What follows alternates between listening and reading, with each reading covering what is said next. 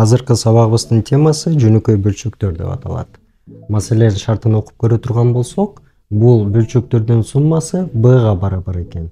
Эгер ушундай боло турган болсо, төмөндөгү барабарсыздыктардын кайсынысы туура дейт.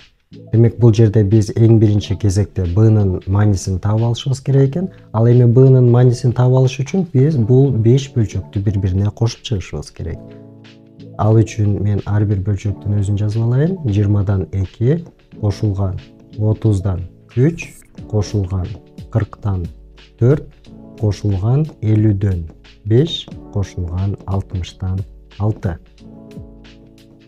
Жөнөкөй бөлчөктөрдү кошууда биз билебиз. Эгерде жөнөкөй бөлчөктөрдүн бөлүмдөрү ар түрдүү болсо, анда аларды бирдей бөлүмгө келтиришибиз керек. Бирок бул учурда бизде 5 бөлчөк болуп тургандыктан жана алардын бөлүмдөрү тең 5 түрдүү болгондуктан алардын жалпы бөлүмүн табуу кыйынчылыкты жаратат. Анткени 5-өөнү тең бир убакта бөлүнө турган эң кичинекей санды табуу үчүн бизде убактыбыз көп эле кетип калат. Ал үчүн биз бул бөлчөктөрдүн баарын жөнөкөйлөтүшүбүз керек экен.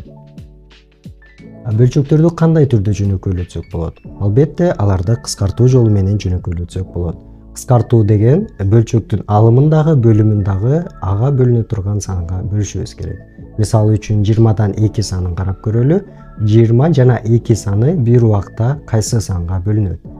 2 санына бөлүнөт экен. Демек 2 дагы 2ге бөлүнөт, 20 дагы 2ге бөлүнөт. 2-ни 2ге бөлсөк 1 болот, 20-ны 2ге бөлсөк 10 болот. Андан кийинки бөлчөктү карап көрөлү. Бул жерде 3кө кыскартсак болот экен. Анда 1ден 10 кошулган 40тан 4тү кайрадан эле 4кө кыскартсак болот.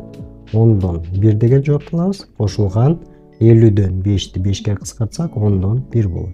Кошулган 60тан 6-ны кыскарткан болсоңуздар керек, анда 10дон 1 деп жазабыз. Эми биз бул бөлчөктөрдү кыскартып алдык. Бөлүмдөрүн карай турган болсок, бөлүмдөрү бирдей экен. Бөлүмдөрү бирдей болгон бөлчөктөрдү кошууда биз алардын бөлүмдөрүн өзгөрүүсүз калтырып жазабыз. Бул учурда мен 10 дегенде бөлүмүнү өзгөрүүсүз жазайын. Анда алымдарын кошуп коебуз. Алымдарын кошо турган болсок, биз 5 деген жоопту алабыз. Демек, 10дон 5 деген жооп чыкты. 10дон 5ти мен 5ке кыскартып салсам болот. Анткени 5 дагы 10 дагы бир убакта 5ке бөлүнөт. 5ти 5ке бөлсөм 1 болот, 10ду 5ке бөлсөм 2 болот. Ал эми 2ден 1 бөлчөгүн мен 0,5 деп жазып турайын. Биз эми ушинтип b-нын маанисин таап алдык. b-нын маанисин таап алгандан кийин эми бул барабарсыздыктарды салыштырышыбыз керек. А вариантын карап көрөлү. А вариантында b бизде 0,5ке барабар болду. Ал эми 3дөн 1ди 10дук бөлчөккө айландырып көрө турган болсок, ал 0,3 болуп жазылат. Биз билгендей эле 0,3 0,5тен эч качан чоң боло албайт. Эгер тескерисинче болсо, анда барабардык туура болмок экен. Андыктан бизге бул А варианты жарабайт. Б вариантын карап көрөлү.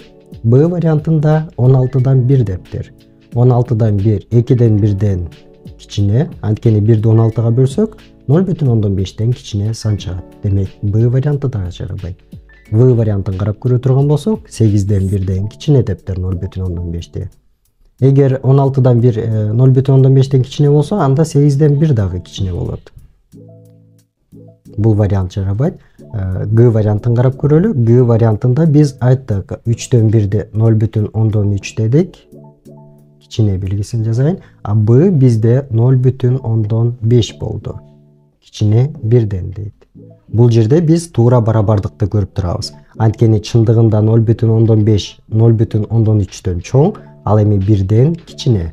Демек, биздин туура жооп Г варианты болуп эсептелет. Д вариантын карабай эле койсок болот. Бирок текшериш үчүн карап көрө турган болсок, бул жерде Б кайрадан эле 3дөн 1ден кичине дептир. А биз А вариантында айттык 0,3 0,5тен кичине боло албайт. Демек, Д варианты да жарабайт. Бизде бир гана вариант бар, туура вариант, ал Г варианты болуп эсептелет.